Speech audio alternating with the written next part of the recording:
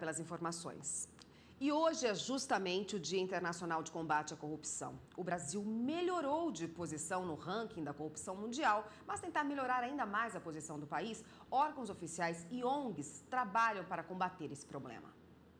Presente em todo mundo, das mais altas esferas de poder ao nosso dia a dia, a corrupção é um problema grave. Há 5 anos, a Advocacia Geral da União mantém um grupo que trabalha especificamente no combate à corrupção. Desde 2010, a AGU já conseguiu recuperar para os cofres públicos mais de 1 bilhão e 200 milhões de reais por meio de ações de ressarcimento. Nessa conta, o caso mais significativo é o da obra superfaturada do TRT de São Paulo. Em relação a isso, o TCU proferiu um acórdão condenatório e encaminhou a AGU para atuação judicial. Dentro dessa cobrança, uma execução judicial, conseguimos celebrar um acordo para pagamento, ainda que parcial, da dívida entendida, que a União entende ser devida. E esse acordo monta em 468 milhões de reais. Para dar transparência aos gastos públicos, foram criadas leis específicas. A Lei de Transparência Fiscal de 2009 e a Lei de Acesso à Informação de 2011, que dão prazos para a implantação dos portais da transparência e também determinam as informações que devem estar nas páginas. Uma forma de abrir a lista de tudo que foi arrecadado e pago na tentativa de evitar casos de corrupção. O relatório anual da Transparência Internacional, referência mundial na análise da corrupção, mostra que a percepção desses casos vem aumentando no Brasil. Foram analisados 175 países e territórios. No topo da lista, em que a população julga ter o menor índice de corrupção entre os servidores e políticos, está a Dinamarca, seguido da Nova Zelândia, da Finlândia e da Suécia. O Brasil divide a 69ª posição com mais 6 países: Bulgária, Grécia, Itália, Romênia, Senegal e Suazilândia. O índice brasileiro foi de 43, de uma escala que vai de 0, que mostra que o país é extremamente corrupto, a 100, quando o país é muito transparente. Os países mais corruptos entre os analisados são a Coreia do Norte e a Somália, com 8 pontos. 9 de dezembro foi escolhido para ser o Dia Internacional de Combate à Corrupção, por ser a mesma data em que as Nações Unidas assinaram a histórica Convenção contra a Corrupção em 2003, da qual o Brasil é signatário. O objetivo do tratado é estimular os países membros a desenvolver e implementar iniciativas sobre o tema. Nós agora temos novos instrumentos, esses instrumentos eles vão ser testados agora, nós vamos ter, eu acredito, oportunidade de dar efetividade para eles, e eu acho que o desafio agora não estaria no processo de criação legislativa, estaria no processo de aplicação da lei. No Brasil, ONGs e entidades da sociedade civil têm se empenhado nesta luta. Em Brasília, o Instituto de Fiscalização e Controle há 10 anos trabalha no combate e incentiva a mobilização da sociedade em prol da luta contra a corrupção. Nós trabalhamos na mobilização para a sociedade acordar, para que a coisa pública lhe pertence, ela tem que zelar da mesma forma que ela zela da casa dela. Então, a gente mostra que tem facilidades que favorecem isso. Tem a lei de acesso à informação, tem dados abertos, e a gente precisa expandir isso e usufruir o máximo disso. E cobrar das autoridades competentes quando o dinheiro dos nossos impostos não estão sendo adequadamente usados. Bom, e quem está aqui no estúdio para falar mais sobre esse assunto é a advogada Larissa Fonseca. Boa tarde. Boa tarde. Bom, no combate à corrupção, qual é a evolução das últimas décadas do Brasil? Eu acredito que o próprio Estado tem evoluído nesse aspecto quando ele edita normas e medidas que punem a corrupção. E essas leis vieram justamente com um amadurecimento do Estado Democrático de Direito desde a Constituição Federal. Essas leis que obrigam a transparência nos órgãos públicos, criando os portais da transparência, o livre acesso à informação, que também é garantido pela Constituição, isso ajuda muito no combate à corrupção, porque estão ali os dados disponíveis, né? Sem dúvida alguma ajuda no combate à corrupção. Afinal, quanto maior o conhecimento do como está sendo gasto o dinheiro público, maiores medidas de combate à corrupção, acreditamos que isso vai também inibir tal prática.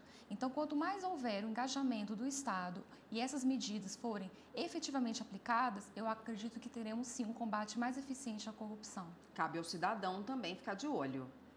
Sempre de olho. E existem vários meios do cidadão ficar de olho. Ele precisa estar engajado também com isso, seja pelos portais que a próprio Estado estão colocando, o portal de transparência, ou os conselhos de justiça, e várias outras ONGs que também estão engajadas com o assunto. Nós vimos aí, antes da reportagem, ao vivo, né, uma matéria ao vivo sobre essas operações da Polícia Federal. Todo dia a operação da Polícia Federal uma operação é deflagrada no país, pelo menos uma. E sempre o combate à corrupção está envolvido aí, né? Aos crimes e também à corrupção em órgãos públicos. Esse trabalho efetivo, diário, também ajuda a coibir a corrupção. Ajuda, porque quando existe uma fiscalização e uma investigação ao tema, acaba inibindo outras pessoas a fazerem essas práticas corruptivas, seja de improbidade administrativa, seja de uso inadequado do dinheiro público, ou quando a pessoa tenta também burlar leis ou medidas para licitações, ou utilização de objetos e do próprio patrimônio público. O papel do Ministério Público é muito importante também? Sem dúvida alguma. É um dos órgãos que eu acredito que seja mais voltado ao combate à corrupção a longa data, porque outros órgãos foram criados com essa competência de combate à corrupção, mas eles são mais recentes. O Ministério Público não. Ele já é um órgão há muito mais tempo na nossa sociedade para utilizar sempre a fiscalização da lei, que é um dos seus princípios. No seu dia a dia do seu trabalho, os cidadãos estão mais conscientes em relação ao dever e ao direito de fiscalizar esse bem público para que não haja corrupção? Eu acredito que o cidadão está mais consciente, mas ainda acho que tem um longo caminho a ser percorrido. Eu acho que a sociedade deveria estar mais engajada com esse assunto e com a política e com as questões relacionadas ao Estado e com o seu país. Mas eu ainda assim acredito que tenhamos agora para frente uma geração mais consciente disso, porque os nossos jovens e os adultos de hoje estão mais envolvidos, seja pelo Facebook, seja por medidas dentro da própria escola ou pela notícia que a gente tem todos os dias de manifestações. Eu acho que o cidadão está amadurecendo aos poucos a ter essa conscientização e o envolvimento à política. E nesse sentido, se o cidadão no portal da transparência, com acesso à informação que ele tem, se ele achar alguma irregularidade ou que o portal não está tão transparente quanto deveria, qual o caminho que ele deve fazer para que aquela lei seja aplicada? Afinal, uma lei, né? Ele deve procurar o Ministério Público, o que ele deve fazer?